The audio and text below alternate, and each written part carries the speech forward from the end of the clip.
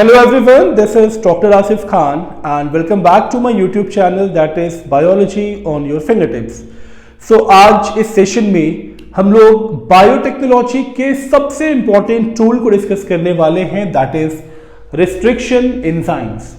Restriction enzyme शायद अगर ये डिस्कवर ना होता तो ये ब्रांच बायोटेक्नोलॉजी भी इवॉल्व ना होती, क्योंकि रिस्ट्रिक्शन एंजाइम का फंक्शन क्या है उससे पहले आपको यह समझना होगा कि रिस्ट्रिक्शन एंजाइम्स को मॉलिक्यूलर सीजर्स भी बोलते हैं.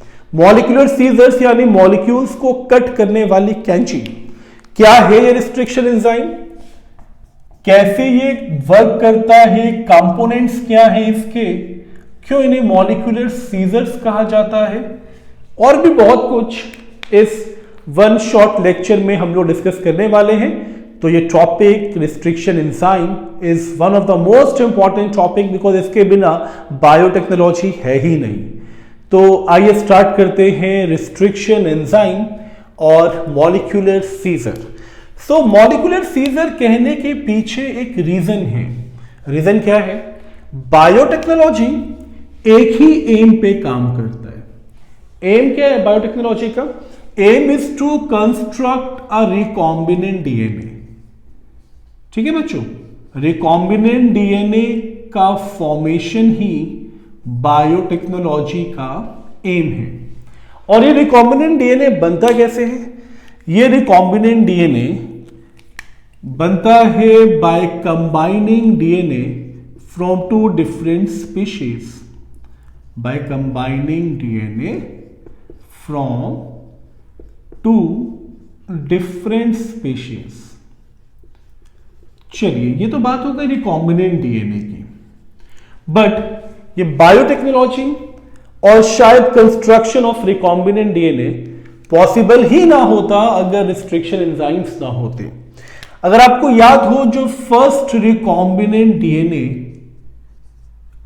स्मॉल आर डिनोट्स रिकॉम्बिनेंट, तो first recombinant DNA was constructed by Stanley Cohen and Herbert Boyer. तो इन दो लोगों ने मिलके, Stanley Cohen and Herbert Boyer ने मिलके सबसे पहला रिकॉम्बिनेंट डीएनए बनाया था इन द ईयर 1972. और एम क्या था, कैसे इन्होंने रिकॉम्बिनेंट डीएनए बनाया था?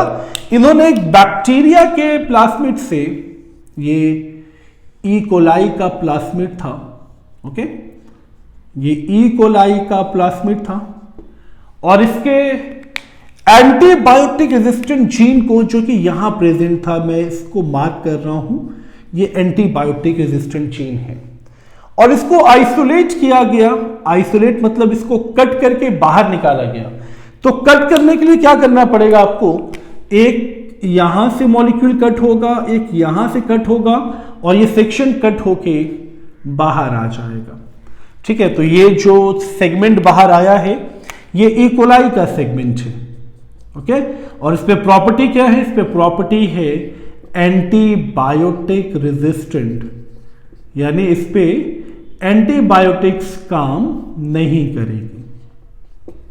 ठीक है, अब इस सेगमेंट को Herbert Boyer and Stanley Cohen ने साल्मोनेला टाइफी के प्लाज्मिड्स के साथ मर्ज कर दिया.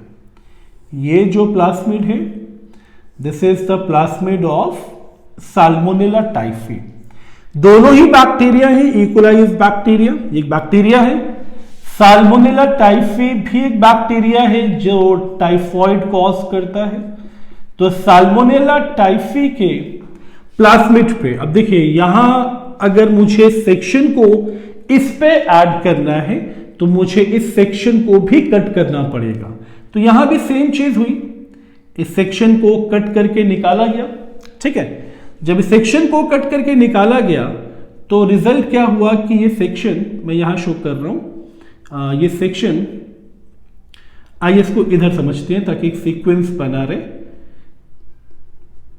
ठीक है, इसको एज इट इज छोड़ देते हैं और यहां से ये सेक्शन कट करते हैं. ठीक है, तो ये सेक्शन अगर हम कट करेंगे तो अंडरस्टूड है, कट करके ये सेक्शन अब यहां प्रेजेंट है.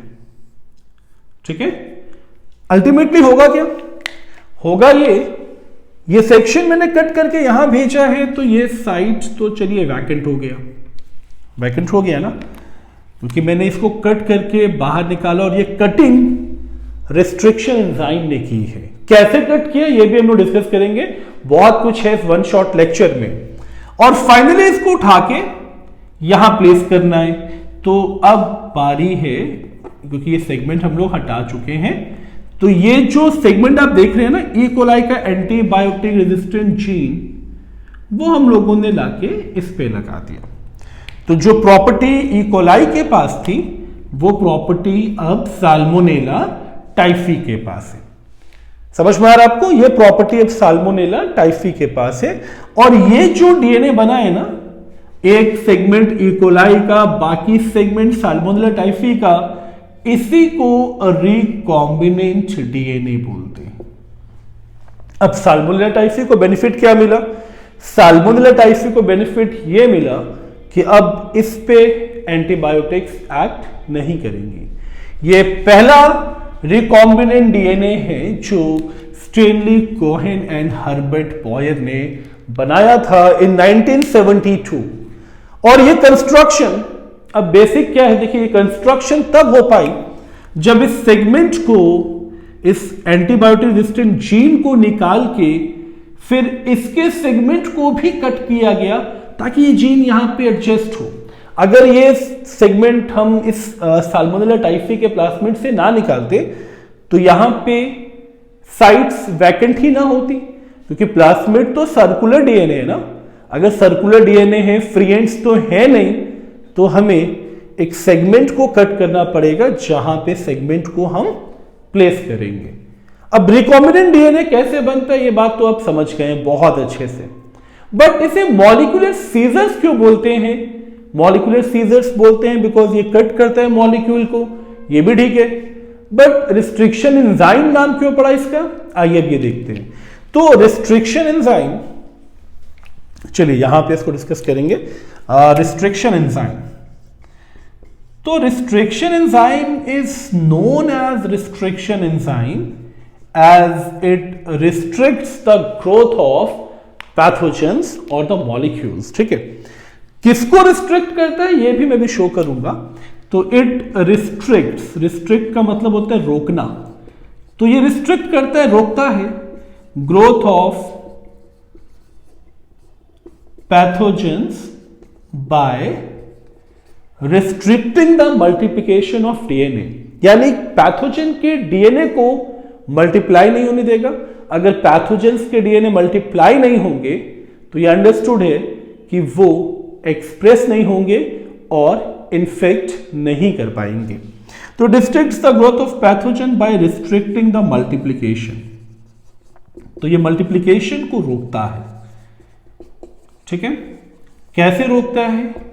इसका सबसे बेटर एग्जांपल क्या है, मान लीजिए ये एक ई कोलाई बैक्टीरिया है। ठीक है, इस ई कोलाई बैक्टीरिया को हम बहुत ध्यान से देखें तो ई कोलाई बैक्टीरिया में ये हिस्सा जो है, ठीक है, ये है आपका रिस्ट्रिक्शन एंजाइम। और बेटा एक बात याद रखना, रिस्ट्रिक्शन एंजाइम सभी बैक्टीरियाज में होते हैं। They are not found in eukaryotic cell, but they are found in all prokaryotic cells. तो रिस्ट्रिक्शन एंजाइम ये प्रेजेंट होंगे सारे बैक्टीरियाज में, present in all bacteria. Okay, ये सारे बैक्टीरियाज में होते हैं एज अ डिफेंस मैकेनिज्म। जैसे हमारी बॉडी में एंटीबॉडीज का प्रोडक्शन होता है फॉर द डिफेंस, वैसे ही बैक्टीरिया में ये डिफेंस का काम करते हैं। तो कैसे ये डिफेंस का काम करते हैं, इस चीज को हम लोग अब समझेंगे। तो ये जो कंपोनेंट है ये है रिस्ट्रिक्शन एंजाइम। ठीक है, और बैक्टीरिया के पास रिस्ट्रिक्शन एंजाइम और प्लाज्मिड्स के सिवा कुछ नहीं होता है। ठीक है, ये प्लाज्मिड है, इसको भी मैं लेबल कर दूं, ये प्लाज्मिड है और ये रिस्ट्रिक्शन एंजाइम है, थोड़े बहुत राइबोसोम्स और साइटोप्लाज्म। ठीक है, इसके अलावा तो यहां कुछ मिलना नहीं है। ठीक। अब ये है हमारा ई कोलाई। मैं और मेम्ब्रेन्स नहीं बना रहा हूं बैक्टीरिया में, आपको अभी सिर्फ मैं सेल मेम्ब्रेन के इंटरनल कंपोनेंट्स की बात कर रहा हूं, ठीक है बच्चों। तो ई कोलाई के इन दो कंपोनेंट्स के फंक्शंस को समझना है, तब आपको समझ में आएगा कि इसको रिस्ट्रिक्शन एंजाइम बोलते क्यों हैं। अब देखिए होगा क्या, ये हमारा जो इसको ब्लैक से ही ड्रॉ करें क्योंकि जो हम यूज कर रहे हैं बैक्टीरिया वो ही हम यहां ड्रॉ करेंगे। तो ये हमारा जो बैक्टीरिया है, ठीक है, इस बैक्टीरिया के इस रिस्ट्रिक्शन एंजाइम और प्लाज्मिड को फिर से हम ड्रॉ कर ले रहे हैं और इस पे ई कोलाई पे यानी बैक्टीरिया पे अटैक करता है बैक्टीरियोफेज वायरस। ओके, तो ये आ गया आपका बैक्टीरियोफेज वायरस, ठीक है। और जब बैक्टीरियोफेज इसको इन्फेक्ट करता है ना, तो बैक्टीरियोफेज मैं मेंशन कर दूं यहां पे, दिस इज बैक्टीरियोफेज। तो bacteriophage means those viruses which infects bacteria, and जब ये इसको इन्फेक्ट करता है तो ये अपना डीएनए बैक्टीरिया में इंट्रोड्यूस्ड कर देता है। तो दिस इज वायरल डीएनए, ठीक है। फिर वायरल डीएनए इसमें मल्टीप्लाई करते हैं और इसको इन्फेक्ट करते हैं, इसे किल करते हैं, क्लियर ना। बट ये जो बैठा हुआ है ना रिस्ट्रिक्शन एंजाइम, ये ऐसा होने नहीं देगा। क्यों नहीं होने देगा? उसका रीजन ये है कि रिस्ट्रिक्शन एंजाइम्स के दो इंपॉर्टेंट कंपोनेंट्स हैं। अब मैं जरा रिस्ट्रिक्शन एंजाइम्स के कंपोनेंट को शो करूं। बेटा याद रखना है आपको, रिस्ट्रिक्शन एंजाइम सारे प्रोकैरियोटिक सेल्स में है।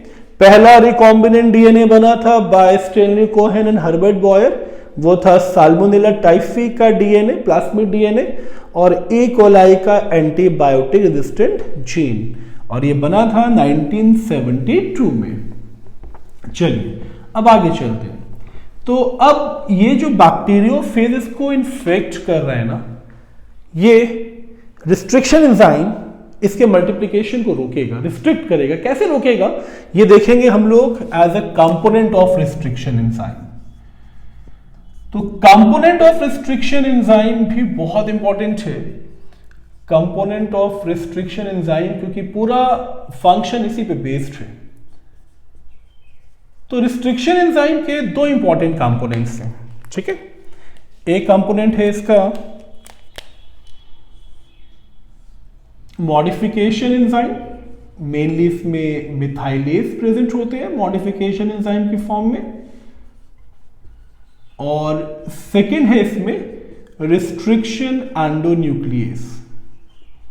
Okay, restriction endonuclease. अब मॉडिफिकेशन एंजाइम का काम क्या है?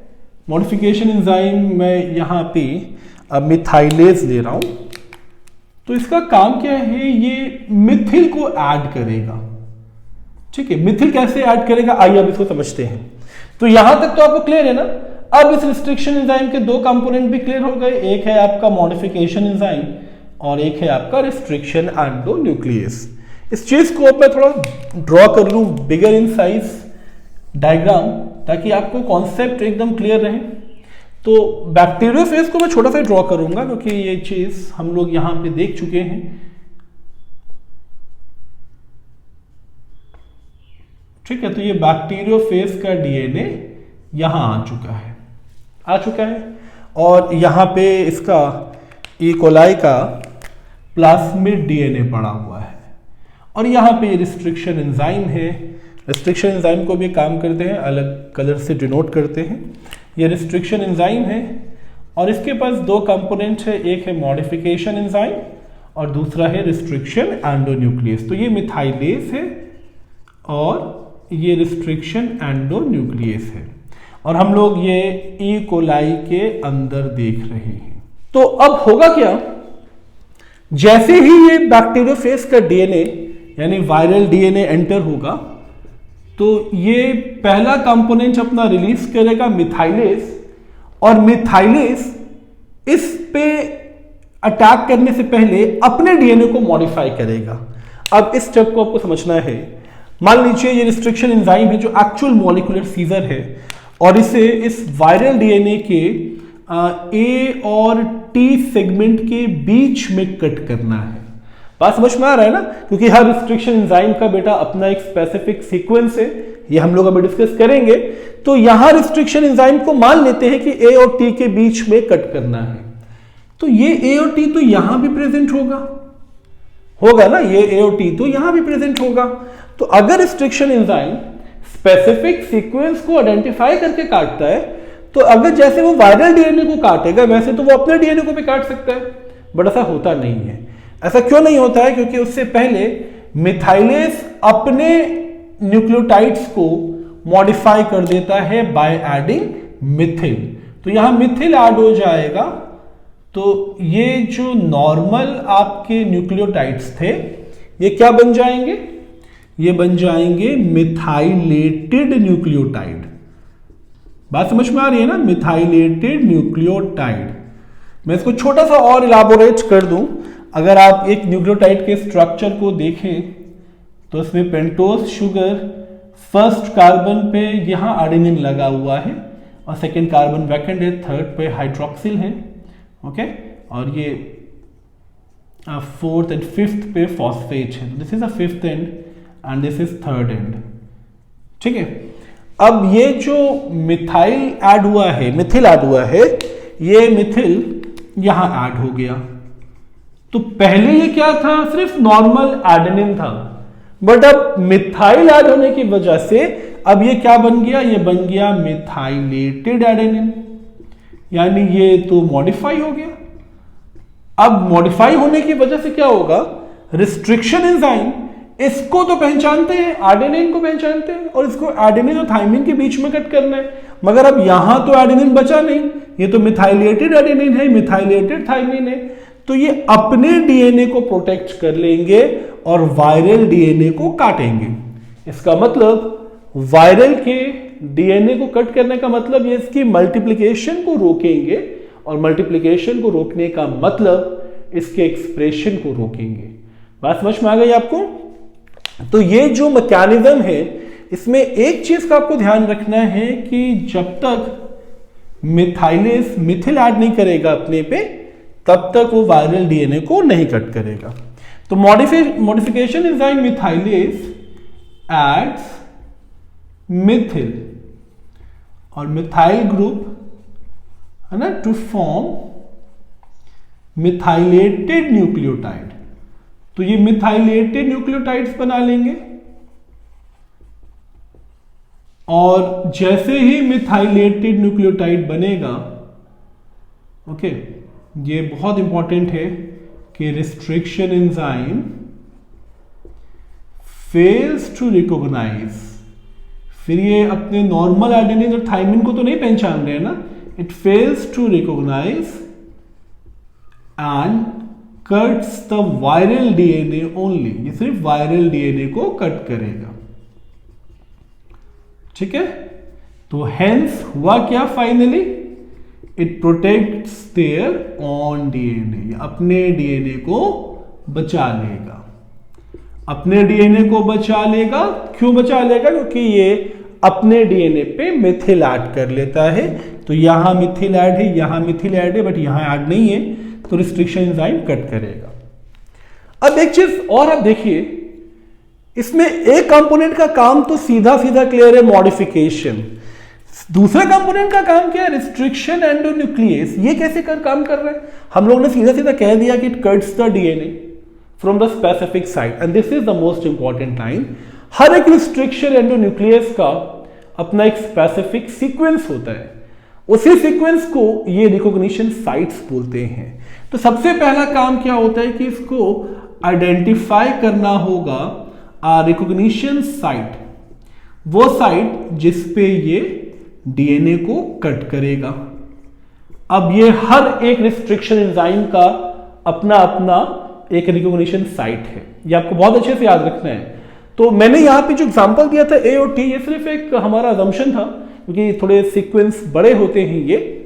तो जैसे मान लेते हैं कि यहां ये ए और टी के बीच में कट कर रहा है, तो ये इसका रिकॉग्निशन साइट है, वो साइट जहां पे ये कट करेगा। तो सीक्वेंस को आइडेंटिफाई करने का मतलब जो सीक्वेंस आइडेंटिफाई हुआ वो बन गया recognition site and finally it cuts the DNA molecule. तो ये डीएनए मॉलिक्यूल को कट करेगा। दोनों चीजें क्लियर हो गई। तो कंपोनेंट्स में मॉडिफिकेशन एंजाइम भी क्लियर एंड रिस्ट्रिक्शन एंडोन्यूक्लियस का काम भी क्लियर। मैं फिर से एक छोटी सी चीज बता दूं, मॉडिफिकेशन एंजाइम का काम है मिथिल को ऐड करना, यानी अपने न्यूक्लियोटाइड को मॉडिफाई करना, क्योंकि जो बेस पेयर यहां है वो बेस पेयर यहां भी होंगे। तो रिस्ट्रिक्शन एंडोन्यूक्लियस कैसे डिफरेंशिएट करेगा? एक एडेनिन आपके वायरल डीएनए के पास भी है, एक एडेनिन आपके खुद के डीएनए के पास भी है, तो कुछ तो आप चेंज करोगे ना, वरना अगर वो वहां एडेनिन को काट रहा है तो यहां भी तो एडेनिन को काट सकता है। तो यहां पे आप एडेनिन को मॉडिफाई कर लोगे बाय मॉडिफिकेशन एंजाइम। कंपोनेंट्स तो क्लियर हो गए आपको। तो कंपोनेंट्स के बाद अब थोड़ा इसके टाइप्स को हम देखें। ठीक है, अगर आपको यहां तक तो समझ में आ गया है, कोई डाउट है तो प्लीज आप कमेंट सेक्शन में अपने डाउट्स को मेंशन करें। मैं जल्द ही वो डाउट्स भी आपके सॉल्व करने की कोशिश करूंगा। चलिए, अब हमें कंपोनेंट्स तो क्लियर हो गए। अब टाइप्स हम लोग को देखना है रिस्ट्रिक्शन एंजाइम का। टाइप्स भी बहुत इंपॉर्टेंट है, क्योंकि टाइप्स में रिस्ट्रिक्शन एंजाइम के types total 3। The first one, exonuclease. Exonuclease, okay.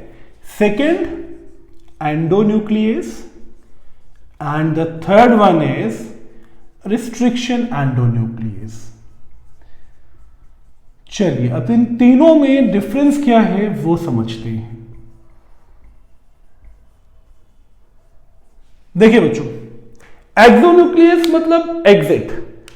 तो exonuclease are those restriction enzyme which cuts the DNA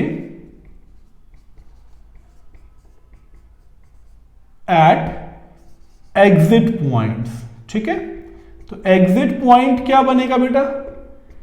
या तो बनेगा 5 एंड, ओके, और या बनेगा 3rd एंड। ठीक है, बात समझ में आ गई? या तो बनेगा 5th एंड या बनेगा 3rd end. Endonuclease it cuts the DNA from anywhere but except the ends. ठीक है, तो endonuclease it cuts the DNA from any portion, किसी भी पोर्शन से कट कर सकता है, but except the end, end से नहीं कट करेगा। और जो रिस्ट्रिक्शन एंडोन्यूक्लियस है, इसकी एक स्पेशलिटी है, ये सिर्फ तब कट करेगा bye identifying a specific sequence, identifying a specific sequence। जब तक ये अपने स्पेसिफिक सीक्वेंस को आइडेंटिफाई नहीं करेगा तब तक ये कट नहीं करेगा। और एक चीज आपको और ध्यान रखनी है जो सबसे ज्यादा इंपॉर्टेंट है, कि ये डबल स्ट्रैंडेड डीएनए को कट करता है एक साथ, और दोनों पे सेम स्पेसिफिक सीक्वेंस होना चाहिए। मगर इन दोनों का ड्रॉबैक क्या है? ये सिर्फ सिंगल स्ट्रैंड को कट करता है। It cuts single strand DNA, okay, it cuts the single stranded DNA. अगर डबल स्ट्रैंडेड डीएनए भी है तब भी ये सिंगल स्ट्रैंड को ही कट करेगा। ये ध्यान रखिएगा। सेम चीज यहां पे भी है, it cuts the single stranded DNA. अगर डबल स्ट्रैंडेड भी है तब भी ये सिंगल स्ट्रैंड को कट करेगा। यहां ऐसा नहीं है। ये क्या करता है? स्पेसिफिक सीक्वेंस को रीड करेगा, read the sequence in orientation manner on both the strand. ठीक है, ऑन बोथ द स्ट्रैंड, ये दोनों स्ट्रैंड पे सीक्वेंस को रीड करेगा। ठीक है, अब छोटा सा एग्जांपल हम ले लेते हैं। मान लीजिए अगर ये 5 to 3 प्राइम पे G G G and C C C में G और C के बीच पे कट कर रहा है, तो सेम सीक्वेंस आपके 3 to 5 प्राइम पे भी होना चाहिए। ओके, जब 3 to 5 प्राइम पे आप आएंगे तो देखिए यहां पे C और G के बीच में कट करेगा, यहां भी C और G के बीच में कट करेगा। सीक्वेंस दोनों पे सेम होना चाहिए, तब रिस्ट्रिक्शन एंडोन्यूक्लियस कट करता है डीएनए के मॉलिक्यूल को।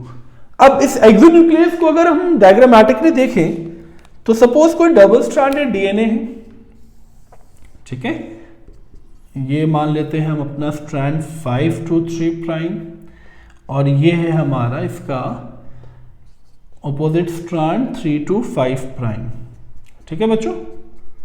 और अगर एक्सोन्यूक्लियस को कट करना होगा तो वो क्या करेगा, या तो 5 प्राइम से काटेगा, तो या तो यहां से कट करेगा, तो अगर ये यहां से कट करेगा, चलिए मैं यहां से इंडिकेट कर रहा हूं एरो से, या तो 5th एंड काटेगा या 3 एंड काटेगा तो सिंगल स्ट्रैंड पे ही, तो चाहे ये स्ट्रैंड ले लें चाहे ये स्ट्रैंड ले लें।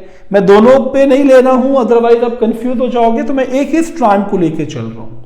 तो अगर ये कट होगा तो रिजल्ट क्या आएगा, रिजल्ट ये आएगा कि ये स्ट्रैंड एग्जिट पॉइंट का सेपरेट हो जाएगा और बाकी स्ट्रैंड आपका ऐसे सेपरेट हो जाएगा। तो यहां भी वही same 5 to 3 prime, 5 to 3 prime.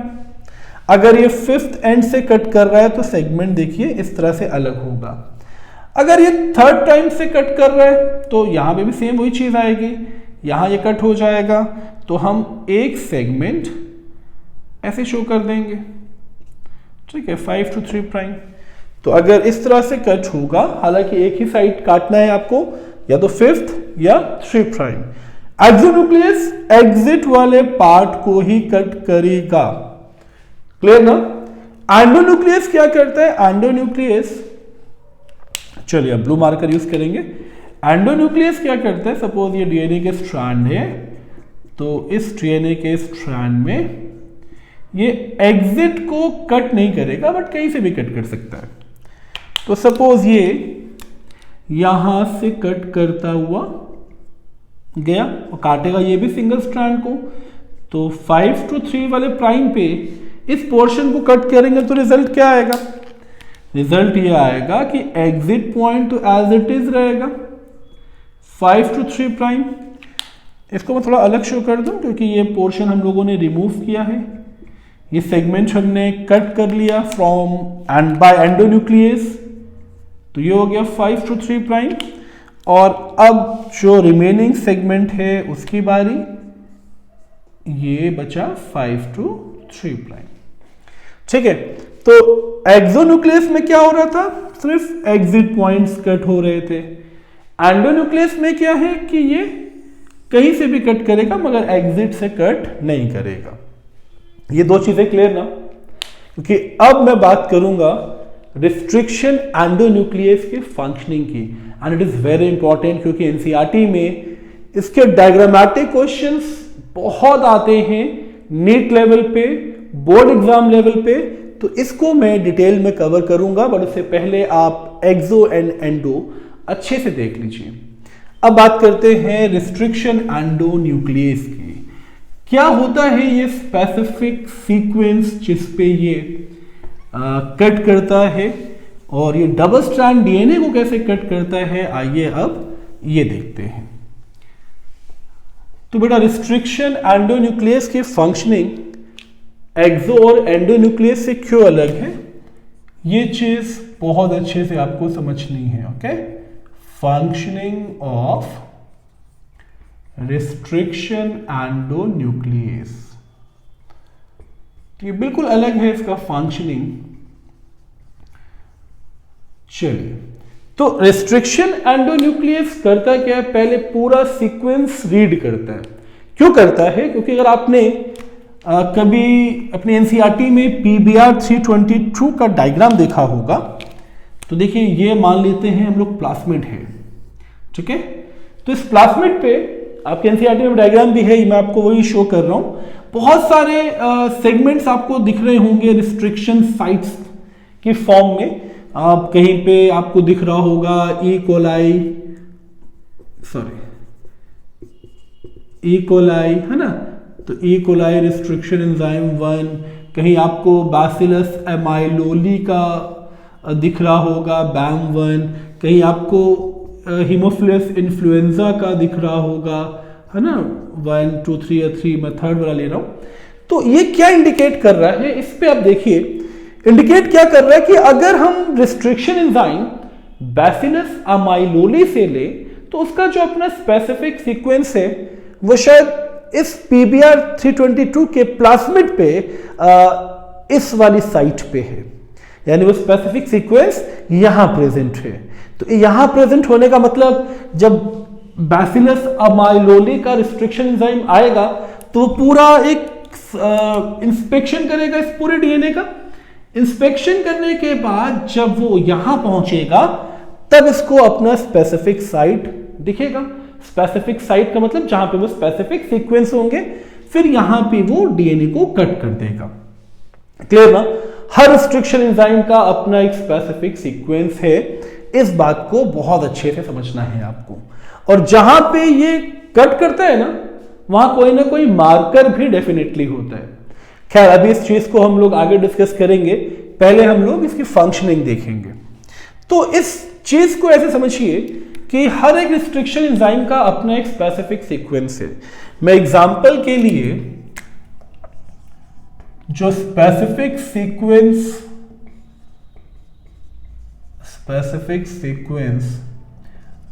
E coli के रिस्ट्रिक्शन एंजाइम का है, जिसको हम ऐसे मेंशन करेंगे, हालांकि मैं नॉमेनक्लेचर भी डिस्कस करूंगा। तो specific sequence of E coli restriction enzyme, मैं यहां ब्रैकेट में अलग से लिख भी दे रहा हूं, रिस्ट्रिक्शन एंजाइम। तो इसका स्पेसिफिक सीक्वेंस जो है वो है GAATTC,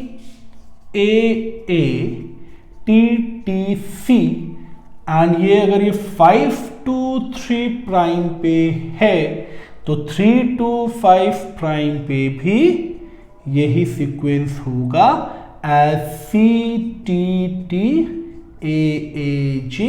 हालांकि मैंने ऐसे लिख दिया आपको GAATTC। अब देखिए इन दोनों स्ट्रैंड पे ये सेम सीक्वेंस है, GAATTC, और यहां अगर ये कट कर रहा है G और A के बीच में, तो जब तक इस स्ट्रैंड पे, ऑपोजिट स्ट्रैंड पे, जब तक ये सीक्वेंस नहीं मिलेगा और ये न्यूक्लियोटाइड नहीं मिलेगा, डीएनए कट नहीं होगा। ये बार बार आपको याद रखना है कि ये पॉइंट अगर आपने मिस कर दिया तो समझिए आपने फंक्शनिंग मिस कर दी। तो रिस्ट्रिक्शन एंजाइम का सबसे पहला काम क्या है कि ये सबसे पहले फाइंड करेगा अपनी रिकॉग्निशन साइट। तो it find out it's recognition site. Okay, सबसे पहले रिकॉग्निशन साइट को फाइंड आउट करना, और इस रिकॉग्निशन साइट में अराउंड 4 to 8 न्यूक्लियोटाइड्स होंगे। ये भी बहुत इंपॉर्टेंट पॉइंट है कि इसमें 4 to 8 न्यूक्लियोटाइड्स प्रेजेंट होंगे। आप इस सीक्वेंस में भी देखिए 1 2 3 4 5 6, तो मिनिमम ऑफ 4, मैक्सिमम ऑफ 8। ठीक है, 4 to 8 न्यूक्लियोटाइड्स इसमें प्रेजेंट होंगे, एंड इसी को पैलिंड्रोमिक न्यूक्लियोटाइड सीक्वेंस बोला जाता है। Palindromic nucleotide sequence. तो बच्चों ये हो गया सबसे important part, palindromic nucleotide sequence. तो पैलिंड्रोमिक का मतलब समझ में आ गया ना, वो पर्टिकुलर साइट, वो स्पेसिफिक साइट जो हर रिस्ट्रिक्शन एंजाइम की अलग है, तो इसे पैलिंड्रोमिक कहते हैं। अब इसको अगर ऐसे समझे ना, GAATTC जो ई कोलाई का अपना स्पेसिफिक साइट है, तो ये ऐसा है ना कि दोनों तरफ से रीडिंग फ्रेम सेम हो।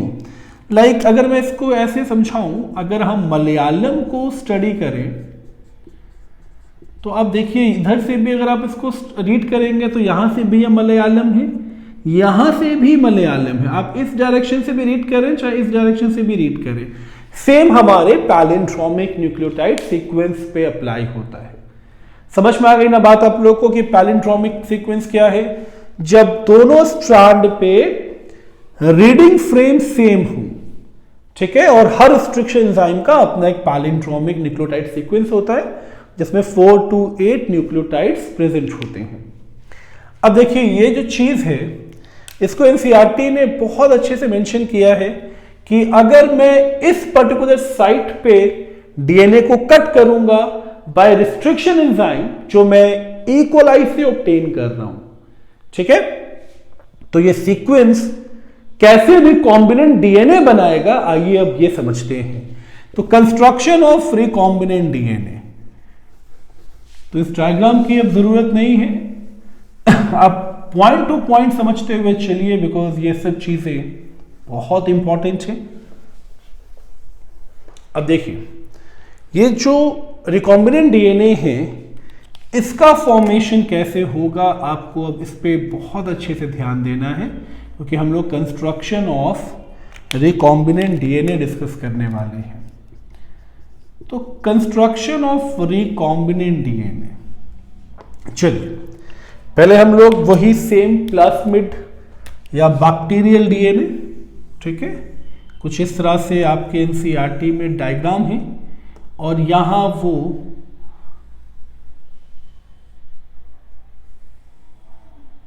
Palindrome GAA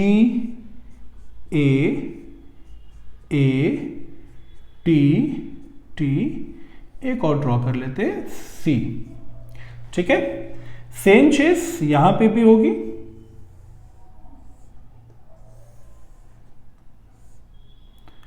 GAA T and C।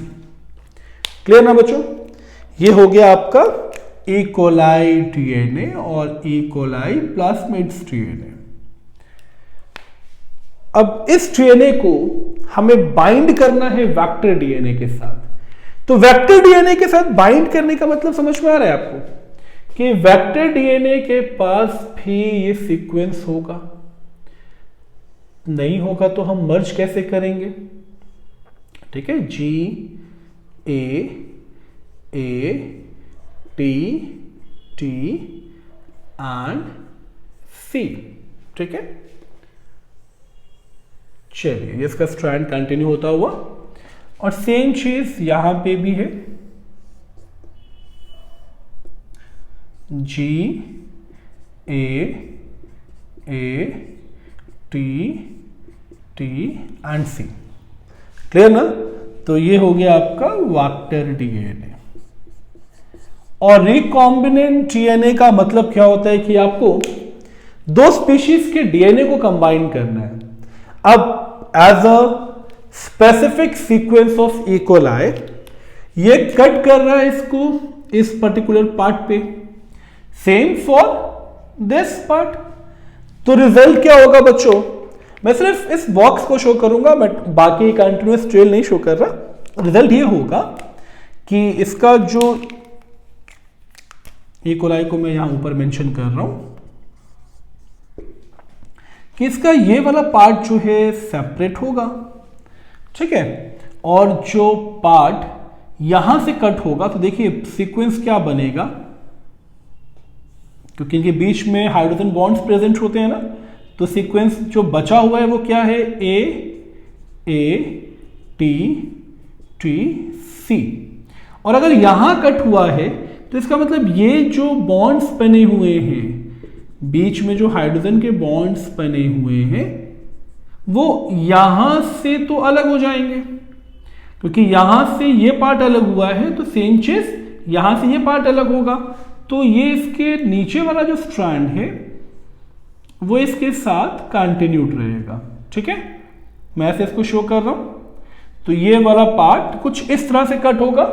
Same चीज नीचे के साथ क्या होगी, G अलग हो चुका है, तो आपके पास क्या बचा है, अब आपके पास बचा है ये वाला स्ट्रैंड, है ना, C T A and A, कुछ ऐसा होगा, है ना। ये G कट के अलग हो गया है और इसके साथ भी आप ट्रेल ड्रॉ कर सकते हैं, क्योंकि हम लोग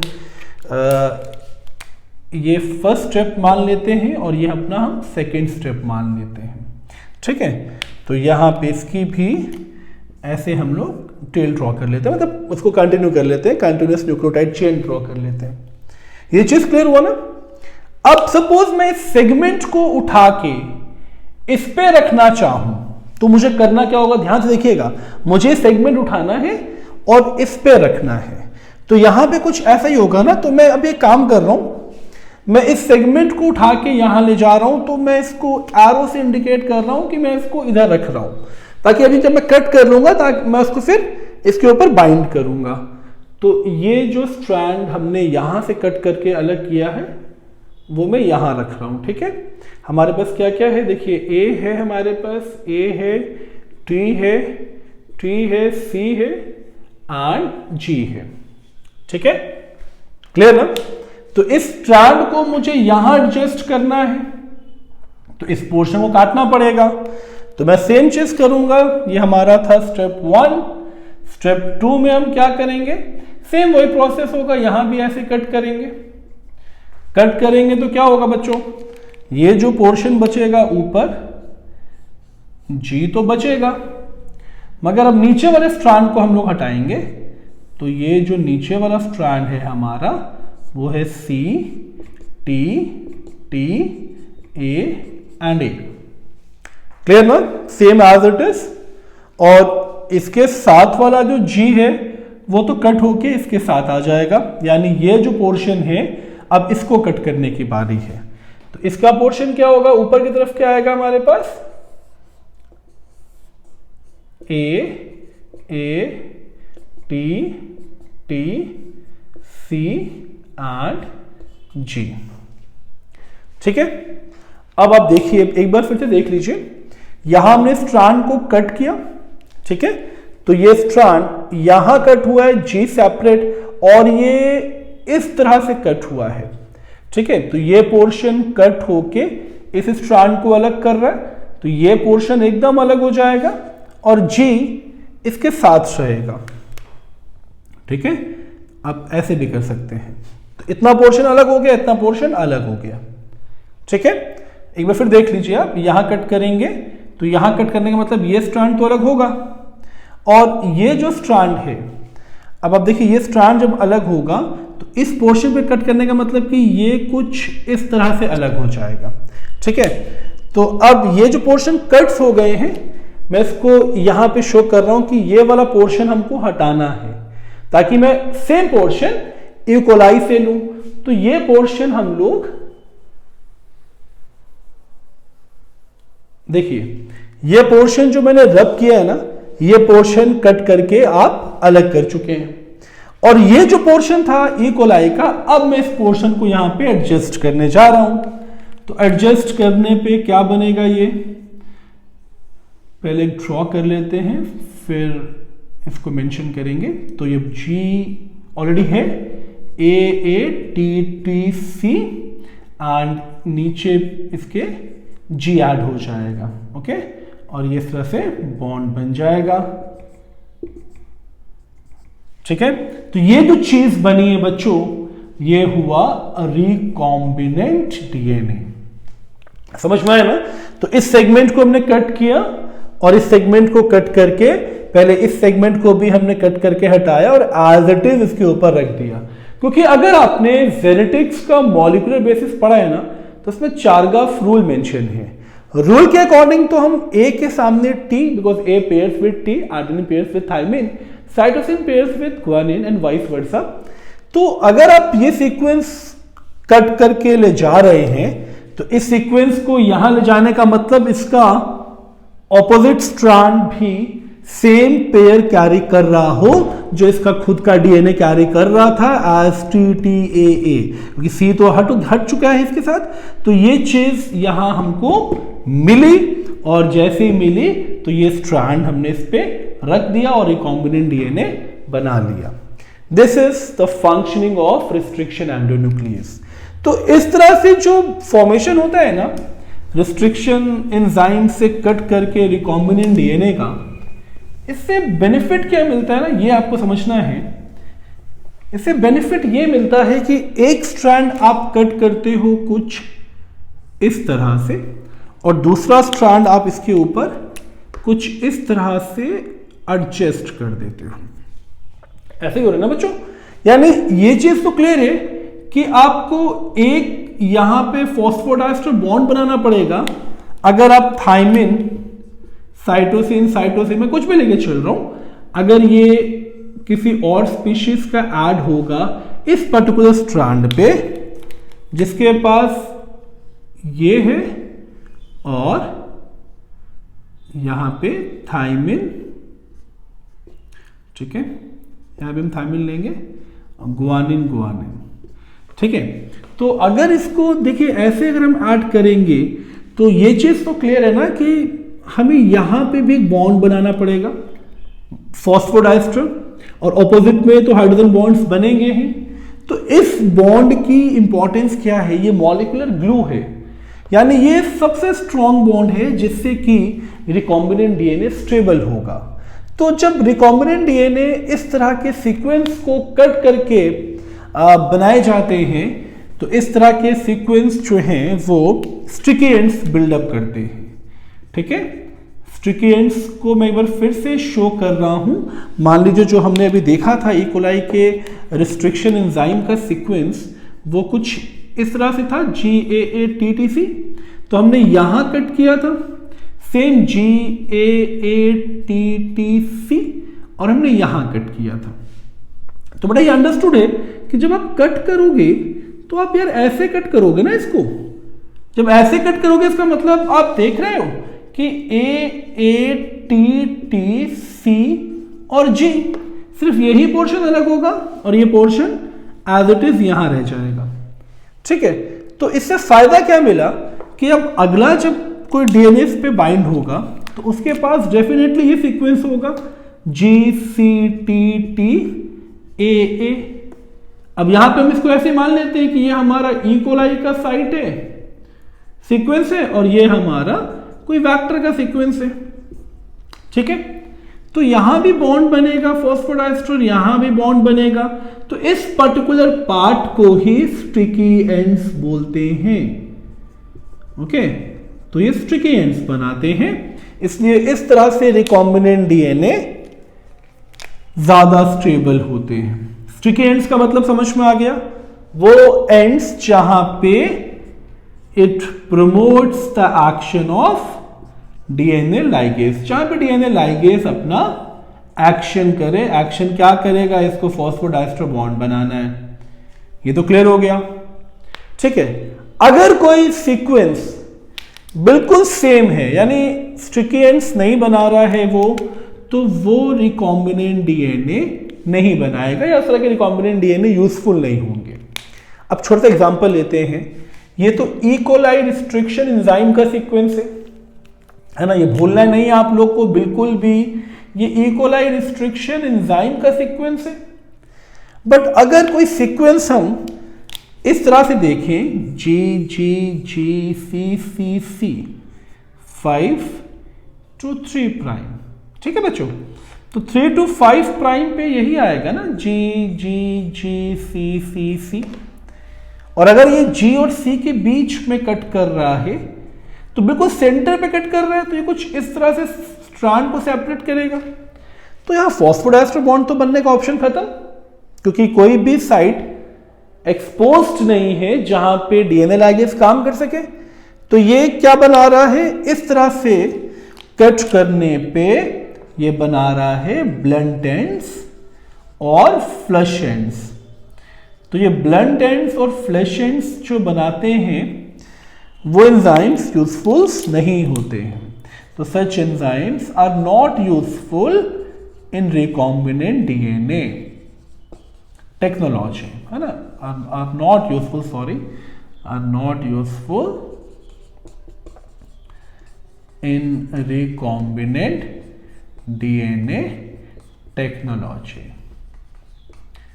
तो फंक्शनिंग आपको समझ में आ गई कि पैलिंड्रोम क्या है, स्टिकी एंड्स क्या है, ब्लंट एंड्स क्या है, कैसे रिकॉम्बिनेंट डीएनए का कंस्ट्रक्शन होता है, टाइप्स क्या है रिस्ट्रिक्शन एंजाइम्स के, उसके कंपोनेंट्स क्या हैं। अगर आपने रिस्ट्रिक्शन एंजाइम को नहीं समझा तो आपको बायोटेक समझ में नहीं आने वाला है। अब ये कंप्लीट फंक्शनिंग के बाद अब इसके नॉमेनक्लेचर को हम लोग समझेंगे। तो नॉमेनक्लेचर में एक साइंटिस्ट को नोबेल प्राइज भी मिला था, W.E. Arbor and Smith. ठीक है, इन दोनों लोगों ने नॉमेनक्लेचर किया है रिस्ट्रिक्शन एंजाइम का। ठीक है, तो अब नॉमेनक्लेचर हम लोग डिस्कस कर ले। Nomenclature of restriction enzyme. तो नॉमेनक्लेचर का मतलब हुआ असाइनिंग नेम। ओके, नेमिंग कैसे होगी रिस्ट्रिक्शन एंजाइम की, ये भी एक बहुत बड़ा इशू था। तो assigning names to restriction enzyme. ठीक है, हमें नेमिंग करनी है रिस्ट्रिक्शन एंजाइम की, तो ये कैसे पॉसिबल होगा? हालांकि इसके लिए W.E. Arbor and H. Smith, ठीक है, इन लोगों का बहुत इंपॉर्टेंट कंट्रीब्यूशन है इस नॉमेनक्लेचर में। देखिए, एक चीज तो आपको पता है ना, मैंने स्टार्टिंग में बता दिया था, जितने भी रिस्ट्रिक्शन एंजाइम्स हैं, ये सारे रिस्ट्रिक्शन एंजाइम सिर्फ आपको प्रोकैरियोट से मिलेंगे, सारे बैक्टीरिया में प्रेजेंट होते हैं। बट बैक्टीरिया के तो नंबर ऑफ स्पीशीज है, Salmonella typhi, Streptococcus, staphylococcus, lactobacillus, बहुत सारे बैक्टीरिया हैं। अब इस बैक्टीरिया से रिस्ट्रिक्शन एंजाइम को निकालना है, तो ये तो सबसे बेस्ट सॉल्यूशन हो गया ना कि उसी बैक्टीरिया का यूज करके नेमिंग किया जाए। फॉर एग्जाम्पल, अगर मैं एक एग्जाम्पल पिक करूं, ये है एक रिस्ट्रिक्शन एंजाइम का नेम, तो इसमें जो फर्स्ट लेटर है दैट इज एस्चेरिया, ये क्या रिप्रेजेंट कर रहा है? जीनस। तो फर्स्ट लेटर आप ले सकते हैं, फर्स्ट लेटर, ये फर्स्ट रूल भी है, फर्स्ट लेटर आएगा फ्रॉम जीनस और it should be in capital. ठीक है, it should be in capital as well as in italics. अगर इटैलिक्स नहीं है आपके पास फॉन्ट, तो आप उसको अंडरलाइन करते हो। नेक्स्ट टू लेटर्स आप देख रहे हैं, ये स्पीशीज है कोलाई, तो सेकंड एंड थर्ड लेटर ये कहां से डिराइव्ड होगा? ये डिराइव्ड होगा from the first and second letter, first and second letter of species. चलिए, ये चीज तो क्लियर हो गई। अब ये जो नेक्स्ट लेटर है हमारा, यानी फोर्थ लेटर, फोर्थ लेटर कहां से आएगा? फोर्थ लेटर आएगा बाय द स्ट्रेन, और जिसमें ये विजिबल है, डिराइव्ड फ्रॉम स्ट्रेन। जैसे इकोलाई विजिबल है RY13 स्ट्रेन में, तो हमने स्ट्रेन का फर्स्ट लेटर लिया, तो स्ट्रेन का फर्स्ट लेटर। ठीक है, एंड द लास्ट वन, ठीक है, लास्ट लेटर ये होगा रोमन न्यूमरल और रोमन नंबर। ठीक है, and it represents order of discovery. हालांकि ये सबसे पहला एंजाइम था जो डिस्कवर हुआ था, तो represent order of discovery. Okay, so this is all about restriction enzyme. I hope ये one shot lecture आपके लिए बहुत बेनिफिशियल होगा।